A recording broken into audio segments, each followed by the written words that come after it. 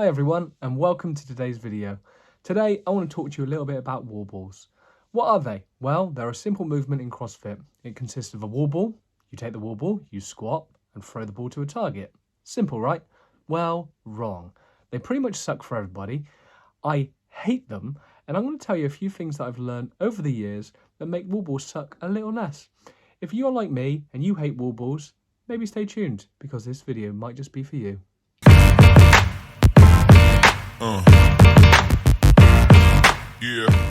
So let's start at the beginning. What is a wall ball? Well, the wall ball consists of a wall ball. Normally for the males, it's 9 kilograms. For the females, it's 6 kilograms.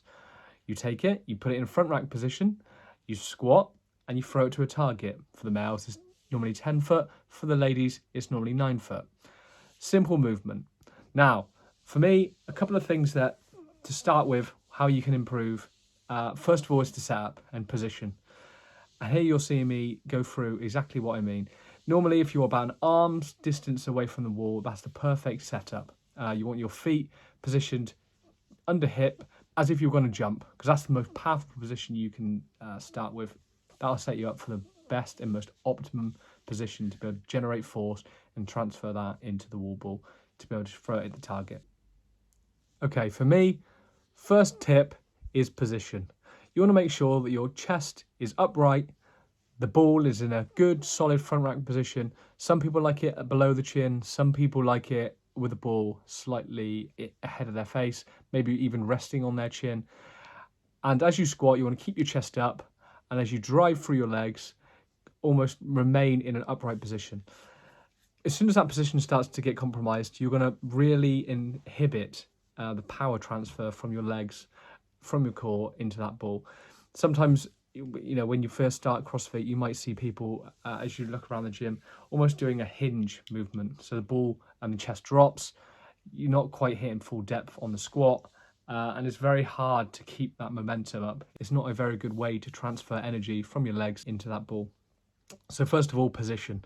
Make sure you keep that position strong throughout the whole movement. To make sure you hit the standard of the wall ball, your hips need to drop below parallel to your knee. So as you can see, my hip crease will need to go below my knee joint. Now for some people, what I see is people slam right to the bottom and use almost the rebound out of the bottom. Now for me, that takes a lot of energy and there's a lot of movement wasted. What I like to do is control the rep down, feel for roughly where I'm at the bottom of my squat, keep in tension throughout that whole movement, and then generating that power straight from my legs into that ball. What I do, I've done it myself, I find it very energy consuming to go all the way to the bottom of the squat, bottom out, and then you almost lose tension as your back rounds over. And as you can see here, I'm trying to replicate that. And it's hard, it's even hard to replicate it. So I find keeping tension throughout, keeping a solid core, helps that power transfer through that ball a lot easier.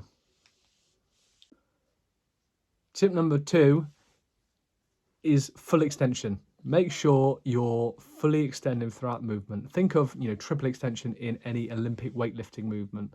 Same thing here. You want to make sure your ankles, knees and hips are all fully extended, and you don't want to cheat half a rep, so not fully standing up. All that's going to mean is that your upper body are going to have to do more of the work. So your shoulders are going to be the things, and certainly it happens for me, are going to be the things that blow up first. Make sure you get every ounce out of your lower half, because that's where a lot of the power comes from, your legs. So make sure you fully extend. Don't cheat that rep. Don't stop before the full extension happens. And that will help a lot more force being driven from the floor, from your legs, into your upper body, and then into that ball. If you do it in almost 2 movements, stand up and then throw the ball, your shoulders will burn out very quickly. You won't get very many reps at all. Tip number 4 is, what do you do with your arms? So you're at the top of the rep and your arms are above your head. Well, there's a couple of things you can do.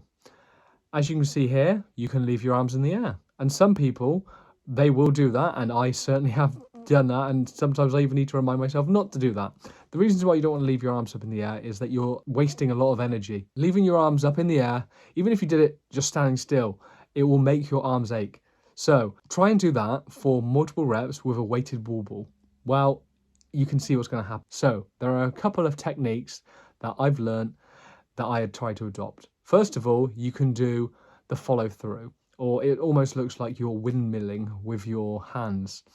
What you do is as you go up, you push the ball up and you cycle your arms back around. So you give them a little rest, coming back down, you don't hold your arms up and then catch the ball and then go into the next wall ball. Now for me, that does take a little bit more energy to cycle your arms through and get them back in real quickly to catch the ball. Some people it really works well for. For me, it's not my favorite way of doing it. My favorite technique is as you throw the ball up, you just bring your arms back down for a second and let your arms rest slightly, and then you're already in a good catching position. For me, that does a lot better and it saves my arms a lot more. Tip number 5, and probably one of the biggest tips I learned, was almost try to use your thumbs and wrists in that movement to generate some more force. Pushing your arms up and down, just using your shoulders, can be quite taxing. So what I like to try and do is try to use every joint I have available to me. So using your hands, if your hands are in the right position, as you can see here, my hands, I don't want them on the side of the ball because that doesn't generate enough upward force. You don't want them too far under the ball, it's not very stable. You kind of want them at 8 o'clock and 4 o'clock if you think of it as a clock face. That's the optimum position I find for me. And as you can see, my thumbs are in front to stop the ball falling forward. But as I'm pushing through, you can see that my thumbs are starting to go through the ball. So trying to generate force as if I was going to try and just use my hands and wrists. I find this helps. It saves my shoulders a little bit, uses my wrists, because my wrists aren't really doing a lot in this movement. Whilst it may only seem a small movement, it really does help. And the final tip I can give you is make sure you breathe. As simple and as silly as it sounds, it's very easy when you're throwing a wall ball up for multiple reps to forget to breathe and breathe regularly. When you're doing wall balls in CrossFit, often it's for multiple reps. So you're going to be doing 10s at a time, if not 20s. Karen, for example, the workout of Karen is 150 wall balls per time. So because it's a lighter weight, you'll end up doing many more reps. That's not only going to start working on muscle endurance, it's also going to start working on your cardiovascular system. You're going to be out of breath. Try to think of breathing at the top of the rep. So you breathe out as you throw the ball, you breathe in as you catch the ball. Some people even like to breathe at the bottom of the rep the same way. So as you hit the bottom of the rep, you breathe out. As you stand up, you breathe in. And then so you're breathing twice every rep. Have a play of it. All I'd say is just breathe regularly throughout this movement and it will certainly help you quite a lot. One other thing I like to do with wall balls is make sure you're in a good position, i.e. you find a good position where you enjoy doing a wall ball. As funny as it sounds, some people might enjoy throwing a wall ball to a target on the wall more than some people like throwing wall balls to a target on a rig.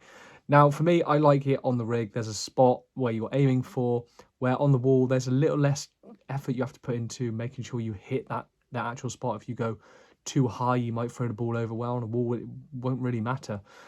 If you go slightly to the left or the right on a wall, again, it won't really matter. For me, I enjoy the target on a side of a rig, and as you'll see here, how I mean.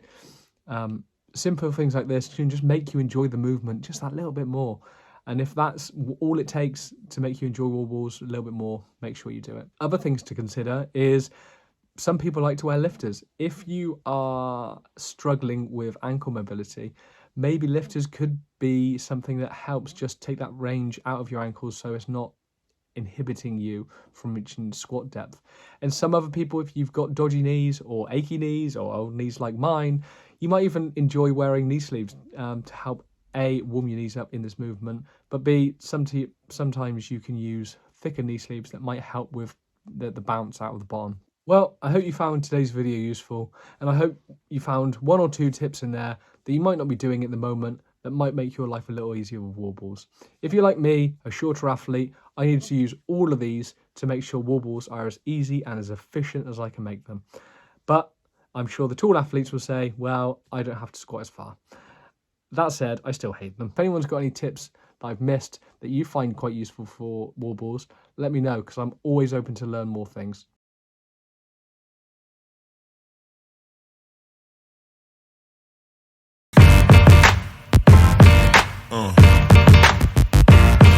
Yeah.